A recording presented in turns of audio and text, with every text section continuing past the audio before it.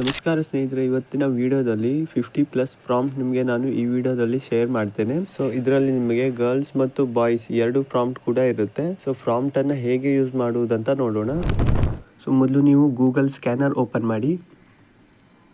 So ನಂತರ ಇಲ್ಲಿಂದ ನೀವು ಆ ಸ್ಕ್ರೀನ್ಶಾಟ್ ತೆಗೆದಿರ್ತೀರಲ್ಲ, ಸೊ ಅದನ್ನು ಸೆಲೆಕ್ಟ್ ಮಾಡಿ.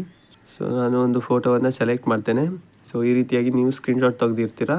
ಸೊ ನಂತರ ಈ ರೀತಿಯಾಗಿ ಬರುತ್ತೆ. ಸೊ ಇದರಲ್ಲಿ ಟೆಕ್ಸ್ಟ್ ಇದೆಲ್ಲ ಇಲ್ಲಿ ಪ್ರೆಸ್ ಮಾಡಿ ಇಟ್ಕೊಳ್ಳಿ. ಸೊ ಇಲ್ಲಿ ನಿಮಗೆ ಕಾಪಿ ಮಾಡಲು ಆಪ್ಷನ್ ಬರುತ್ತೆ. ಸೊ ನಂತರ ಇದನ್ನು ಕಾಪಿ ಮಾಡಿದ ಮೇಲೆ ಬ್ಯಾಕ್ ಬನ್ನಿ. ಗೂಗಲ್ ಓಪನ್ ಮಾಡಿ, ಸರ್ಚ್ ಬಾರಲ್ಲಿ ಗೂಗಲ್ ಜೆಮಿನಿ ಅಂತ ಟೈಪ್ ಮಾಡಿ. ಇಲ್ಲಿ ಮೇಲ್ಗಡೆ ಬರುತ್ತೆ ಗೂಗಲ್ ಜೆಮಿನಿ, ಇದ್ರ ಮೇಲೆ ಕ್ಲಿಕ್ ಮಾಡಿ. ನಂತರ ಡೈರೆಕ್ಟಾಗಿ ನಿಮಗೆ ಈ ರೀತಿಯ ಇಂಟರ್ಫೇಸ್ ಓಪನ್ ಆಗುತ್ತೆ. ಕೆಳಗಡೆ ಪ್ಲಸ್ ಐಕನ್ ಇದೆಯಲ್ಲ, ಇದ್ರ ಮೇಲೆ ಕ್ಲಿಕ್ ಮಾಡಿ. ಇಲ್ಲಿ ಗ್ಯಾಲರಿ ಆಪ್ಷನ್ ಮೇಲೆ ಕ್ಲಿಕ್ ಮಾಡಿ. ಸೊ ಇಲ್ಲಿಂದ ನಿಮ್ಮ ಫೋಟೋವನ್ನು ಸೆಲೆಕ್ಟ್ ಮಾಡಿ. ನಂತರ ಡನ್ ಮೇಲೆ ಕ್ಲಿಕ್ ಮಾಡಿ.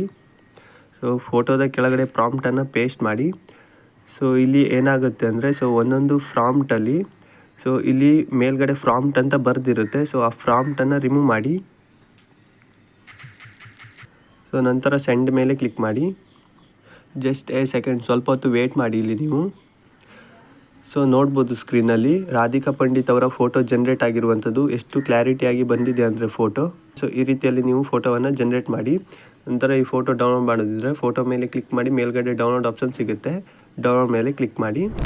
ಸೊ ನಿಮಗೆ ಎಲ್ಲ ಫೋಟೋಸ್ ಪ್ರಾಂಪ್ಟ್ನ ಸ್ಕ್ರೀನ್ಶಾಟ್ ಕಳಿಸ್ತೇನೆ. ಸೊ ಒಂದೊಂದಾಗಿ ಸ್ಕ್ರೀನ್ಶಾಟ್ ತೊಗೊಳ್ಳಿ, ಸೇಮ್ ಇದೇ ಪ್ರೊಸೆಸ್ ಮಾಡಿ.